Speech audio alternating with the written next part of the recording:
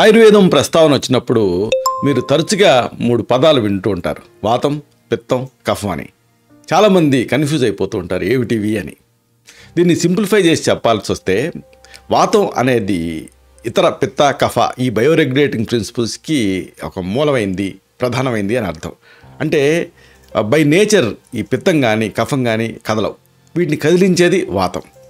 దీన్ని సింబాలిక్గా అర్థం చేసుకోవాలంటే వాతం అంటే it is nothing but nerve. అంటే నరాలు చూడండి, మన కండరాలు బిగుసుకోవాలన్నా అసలు ఏది జరగాలన్నా కానీ నరాలే ముఖ్యం. ఈ న్యూరోపతి వచ్చిందనుకోండి అన్ని వ్యవస్థలు కుంటుపడతాయి. అంటే ఈ నరాల సమస్యలు చాలామందిని ఇబ్బంది పెడుతూ ఉంటాయి. వాత సమస్యలు, నరాల సమస్యలు వీటన్నిటికీ కంపారిజన్ ఉంది. ఈ నేపథ్యంలో ఈ నరాల సమస్యలు అంటే వాత సంబంధ సమస్యల్ని తగ్గించుకునేటువంటి అద్భుతమైనటువంటి ట్రీట్మెంట్స్ని ఈ వీడియోలో మనం తెలుసుకోబోతున్నాం. అంటే ఈ న్యూరోపతి అనేది ఎందుకు వస్తుంది, దీన్ని ఎలా తగ్గించుకోవాలి, అలాగే దీనికి సంబంధించినటువంటి ఇంటి వైద్యాలు, ఇతర సూచనలు, ఈ మొత్తం సమాచారాన్ని మనం తెలుసుకోబోతున్నాం. కాబట్టి ముందు నుంచి చివరి వరకు చూడండి. మిత్రులారా నమస్కారం, నేను మీ డాక్టర్ చిరుమామిళ్ళ మురళీ మనోహర్. ఈ వీడియోలో చాలా ముఖ్యమైన విషయాన్ని మనం తెలుసుకోబోతున్నాం. నర్వ్ డిజార్డర్స్, నరాల సమస్యలు, దీన్నే ఇంకా టెక్నికల్గా న్యూరోపతి అంటారు.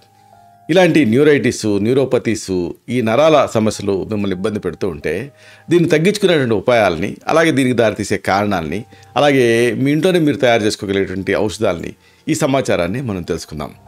చూడండి, ఈ నరాల సమస్యలు అనేవి చేతులు, కాళ్ళల్లో చిన్న తిమ్మిరతోటి స్టార్ట్ అవుతాయి. స్టార్ట్ అయ్యి కాలక్రమేణా ఇంకా తీవ్రమైనటువంటి ఆరోగ్య సమస్యలకు దారితీస్తూ ఉంటాయి. చాలా సందర్భాల్లో ఇవి మీకు ముందు తెలియవు, కనిపించవు కాబట్టి మీరు వీటిని గ్రహించరు కాబట్టి వీటిని నరాల సమస్యలని అశ్రద్ధ చేస్తూ ఉంటారు. నరాల నొప్పికి సంబంధించినటువంటి మెయిన్గా మీకు కాన్సెప్ట్ తెలియాలి.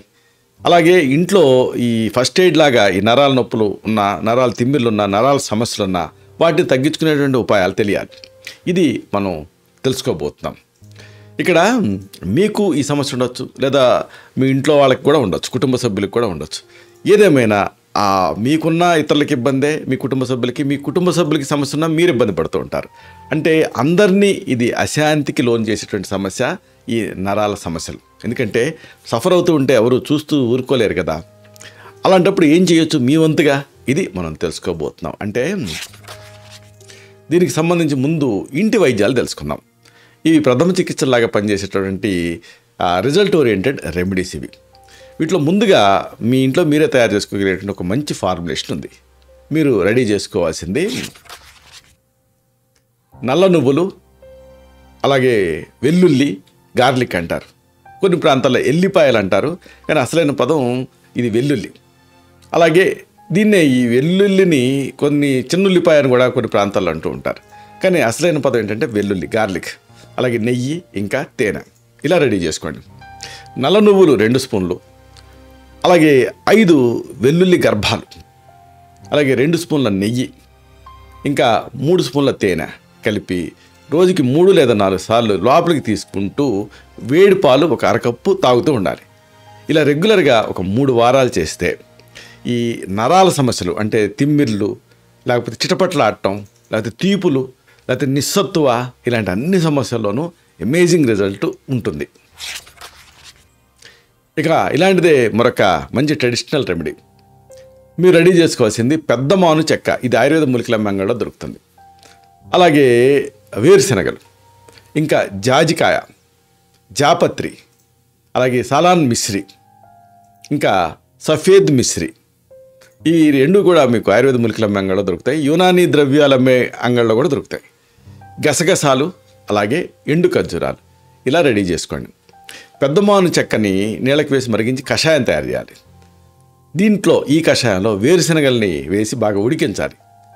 బాగా ఉడికిన తర్వాత జాజికాయ, జాపత్రి, అలాగే సాలాన్ మిశ్రి, సఫేద్ మిశ్రి, గసగసాలు, ఎండు ఖర్జూరాలు, వీటన్నిటినీ పొడులు చేసి ఆ చూర్ణం, అలాగే నెయ్యి కూడా వేసి దాన్ని లేహ్యంలాగా వండాలి.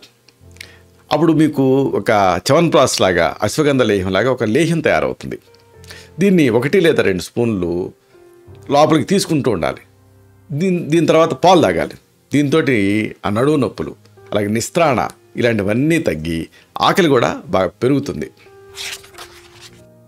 ఇక బాగా తీవ్రంగా ఉన్న సందర్భాలలో వైద్య సలహాతోటి మీరు వాడుకోదగినటువంటి ఒక తిరుగులేని రామబాణం లాంటి మెడిసిన్ చెప్తాను. దీనికి మీరు రెడీ చేసుకోవాల్సింది విషముష్టి గింజలు. దీంట్లో కొంచెం విషతత్వాలు ఉంటాయి, కానీ నరువు పెయిన్ని తగ్గిస్తాయి. అందుకని దీన్ని శుద్ధి చేసి వాడుకోవాల్సి ఉంటుంది.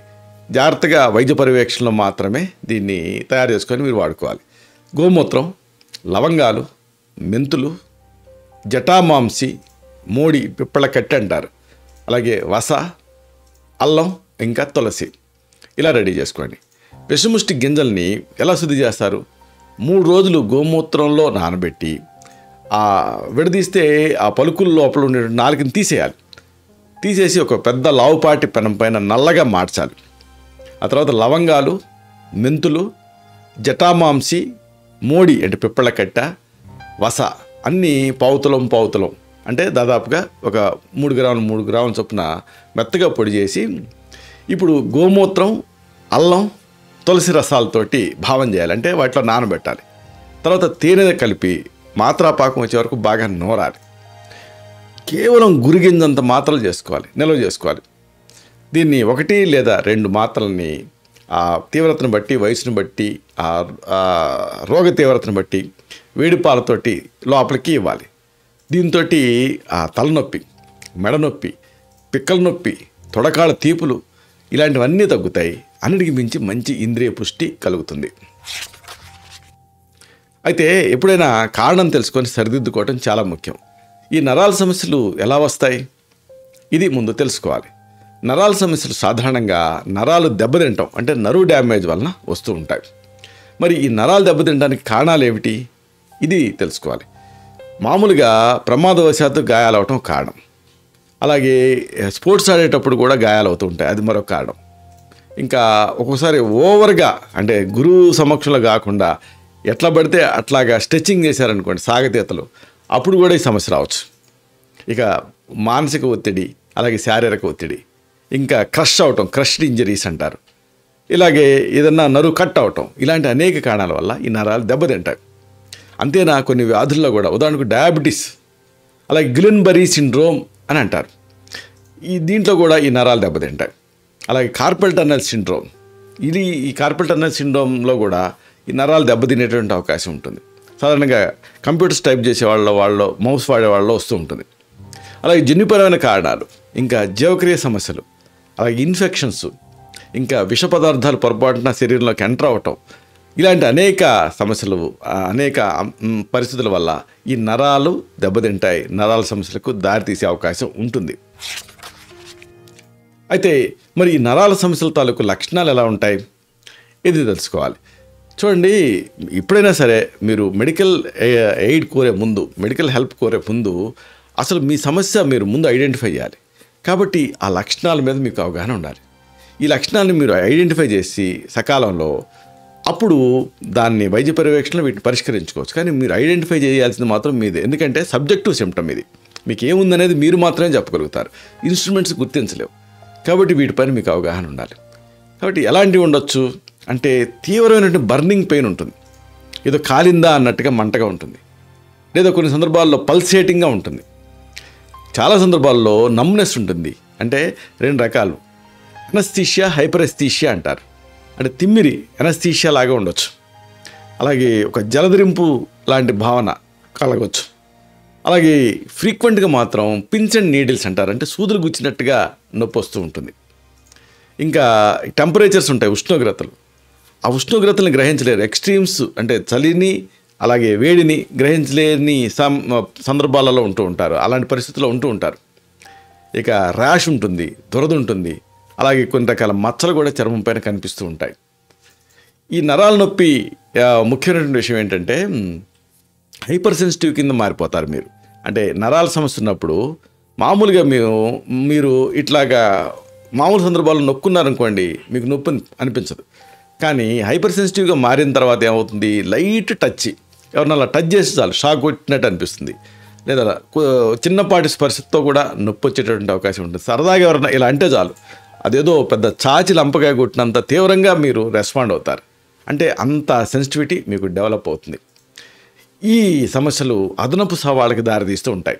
అంటే కొన్ని కాంప్లికేషన్స్కి. ఏమిటివి అంటే బాడీ పెయిన్స్ ఉన్నాయి కదా, అప్పుడు మీకు పక్క కుదరనట్టుగా అనిపిస్తుంది, అంటే నిద్రపోవటంలో ఇబ్బంది వస్తుంది.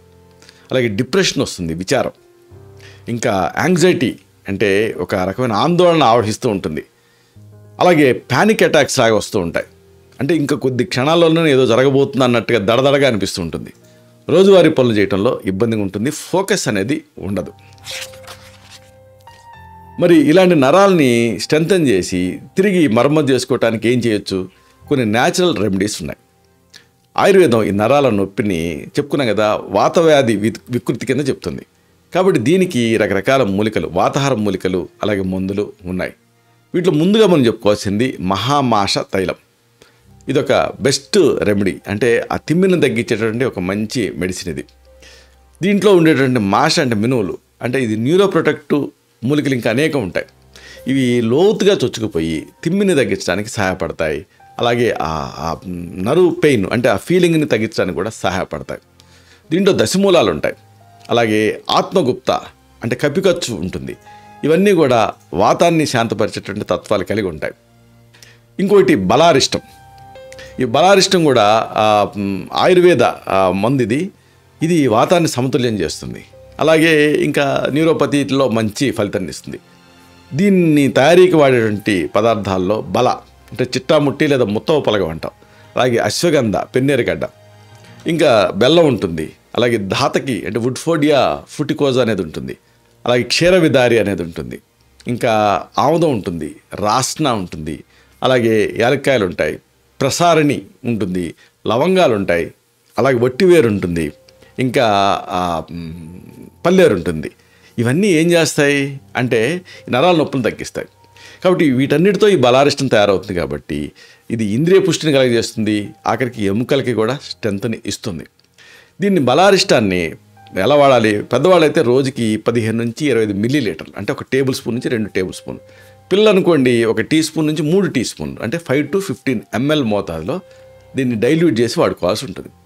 ఇదే కాకుండా యోగా కూడా మంచి మీకు రిలీఫ్ని ఇస్తుంది. అంటే స్ట్రెచ్చింగు, అలాగే దీంతో మంచి రక్త ప్రవాహం ఇంప్రూవ్ అవుతుంది. దీంతో జనరల్ హెల్త్ ఇంప్రూవ్ అవుతుంది. కాబట్టి ఇలాంటి ఆసనాలలో విపరీతకరణ అనేది ఒకటి, అంటే కాళ్ళని ఆ గోడపైకి చాచటం. అలాగే పశ్చిమోత్తాసనం అంటే కూర్చున్న భంగిమ నుంచి ముందుకు వంగటం. ఇక సేతుబంధ సర్వాంగాసనం అంటే వంతెన భంగిమ అంటాం దీన్ని. అలాగే బద్ధకోణాసనం అంటే ఆ సీతాకోక చిలక భంగిమ. ఇంకా బాలాసనం అంటే పిల్లలు అంబాడుతున్నట్టుగా ఉండటం. ఇవన్నీ కూడా హెల్ప్ఫుల్గా ఉంటాయి. అయితే ఈ సందర్భంగా మీరు గమనించాల్సినటువంటి కొన్ని అంశాలు ఉన్నాయి. మొత్తం ఆరోగ్యానికి చెప్పుకున్నట్టుగా నరాలు అనేది చాలా ముఖ్యం. ఆ నరాలు దెబ్బతిన్నప్పుడు మొత్తం సర్వశరీరగతంగా ఆరోగ్యం దెబ్బతింటుంది.